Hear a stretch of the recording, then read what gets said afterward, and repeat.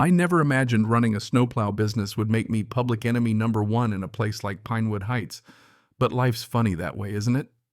Picture this middle of winter 50-something lady with frosted blonde hair yelling her head off at me standing by her idling BMW wheels spinning in 3 feet of snow I hadn't cleared yet.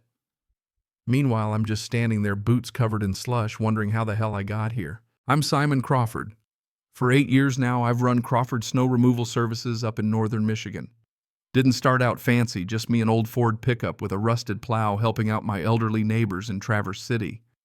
But business grew fast. Now I've got 6 trucks, 2 commercial plows, and used to have contracts with half the neighborhoods in Grand Traverse County.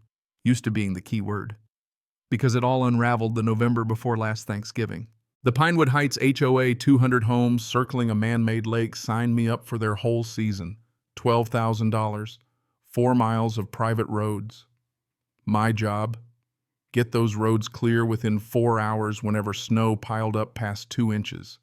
Seemed easy, close to my house, wide streets, plenty of room to push the snow out of the way. The President, Patricia Kensington, wore cashmere sweaters and pearls, always with that syrupy, too-sweet voice you hear in the suburbs. Should have known right then, never trust someone that cheerful about a contract. First storm hit December 3rd, 6 inches overnight. I was up at 4 a.m. to hit my big commercial clients, then rolled into Pinewood Heights by 6:30, well inside my 4-hour window. 2 hours of work roads looking better than a highway in July. Cleared around the fire hydrants just for good measure. Thought I'd nailed it. 3 days later, there's a letter in my mailbox. Not an email, no, this thing's printed on thick stock gold embossed HOA seal and all.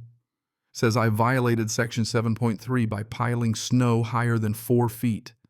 Fine $500. I reread it 3 times, sure it was a joke. My tallest pile was barely 3 feet, and I measured. Called Patricia right away.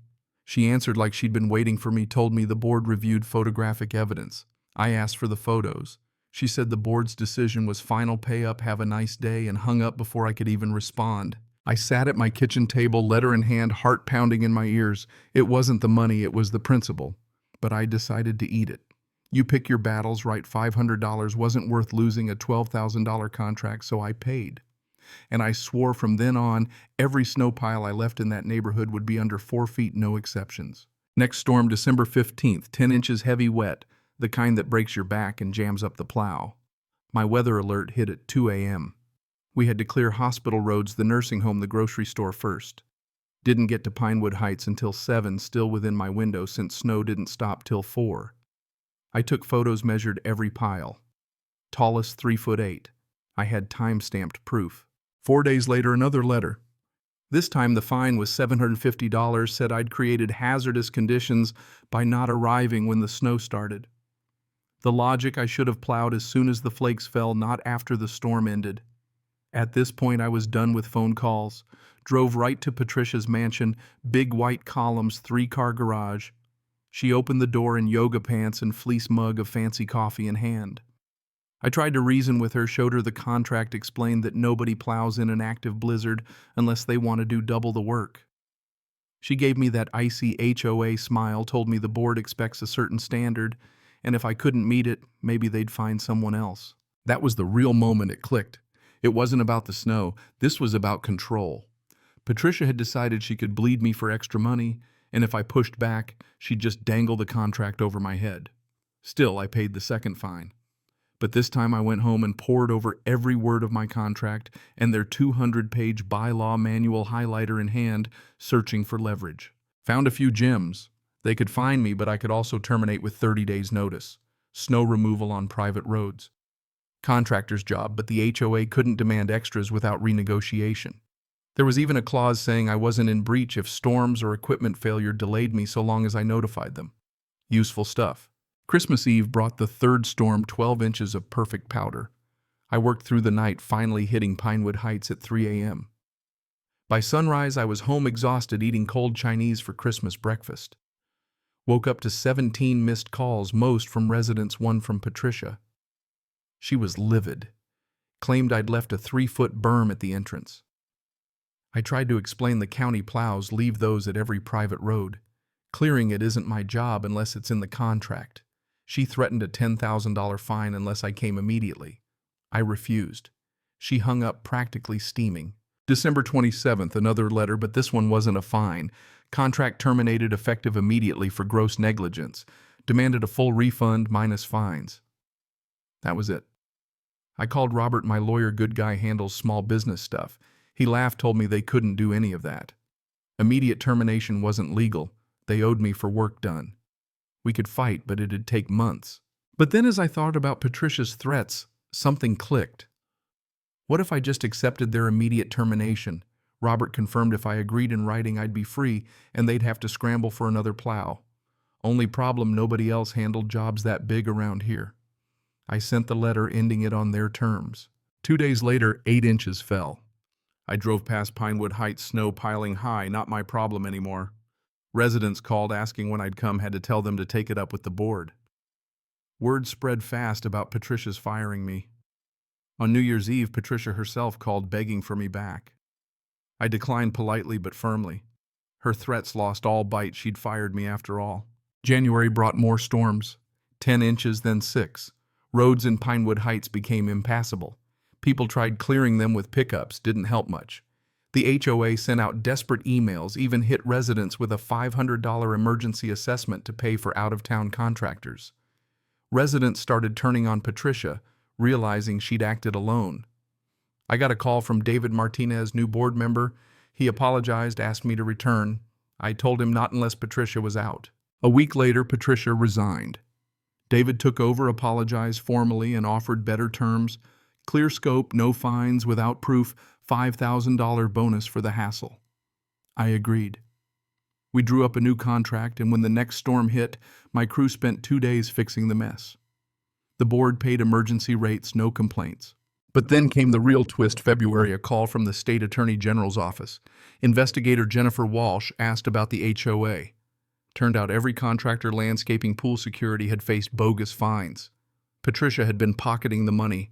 I gave Jennifer every letter, every email, every photo I had. News broke in March. Patricia had stolen over $200,000. Embezzlement, fraud, the works. She was arrested, home mortgaged to the hilt, everything fake. Trial came in September. I testified, so did others.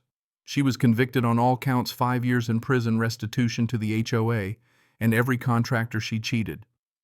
I got my fine money back plus interest. Best deposit slip I've ever held.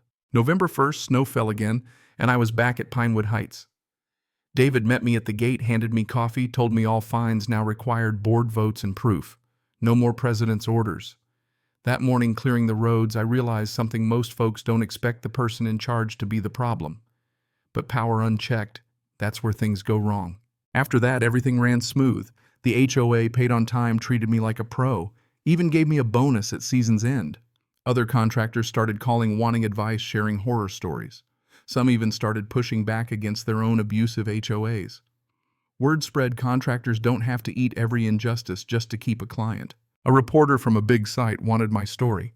I said no to my name being used. I wasn't trying to be a hero. Just wanted to run my business and get treated right.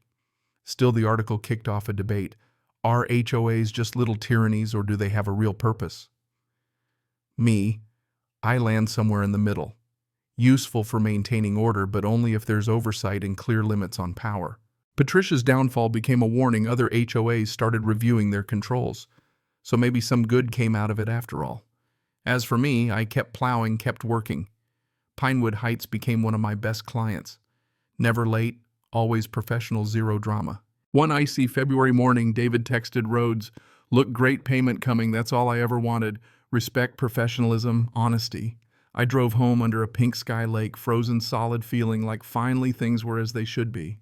The snow kept falling, winter kept rolling in. But I'd learned something priceless. Sometimes the only way to change things is to stand your ground. Patricia had counted on me being too scared to walk. For a while it worked. But once I decided I'd rather lose money than lose my self-respect, everything shifted. That lesson goes way past snow plowing. Anytime someone's got power over you, a boss, a client, an HOA president with a clipboard, they only push you around if you let them. The second you're willing to walk away, they lose their grip. That doesn't mean burn every bridge. I tried to work inside the system, followed every rule. But sometimes the system's not the problem, it's the person holding the reins. Patricia ended up behind bars. The HOA got their money back. And I got something better than a big paycheck. I got to keep my dignity. Contractors like me were not nobodies. We do the work that keeps everything running when the weather turns mean. All we ask is a little respect. By spring, the snow melted and I switched to landscaping work. Pinewood Heights kept me on for that too-clear contract fair pay. I even saw Patricia's husband at the grocery store looking lost, pushing a cart of discount groceries. Maybe he was clueless, maybe not. Not my place to judge. When winter came back around, David called to renew. He even added the county entrance to my contract, said it always should have been my job and now I'd be paid for it. He thanked me again for coming back after all the trouble. I told him once the problem was gone, there was no reason not to work together. I never wanted to be a hero, just wanted fairness. But sometimes one stubborn contractor can crack open a rotten system. When the first flakes fell, my crew was ready and Pinewood Heights got the best plow job in the county. Because when you treat people right, you get their best. Simple as that, something Patricia never understood. But David did, and so did the board. That winter, I kept the roads clear. Every storm, another little victory. And every time I cashed a check, I remembered that framed restitution check from Patricia's prison wages, just a few bucks a month, but a perfect reminder, actions have consequences. So if you're listening, if you've ever been pushed around by someone with a little too much authority, remember sometimes you have to be willing to lose to win. Draw your line, stand your ground. You might just change everything. Tell me, have you ever stood up to someone abusing their power? Did it cost you or did it pay off in the end? Drop your story in the comments. I'd love to hear how you handled it. And if you're in a battle like mine right now, don't forget, your self-respect is worth more than any paycheck. Cảm ơn các bạn đã xem video.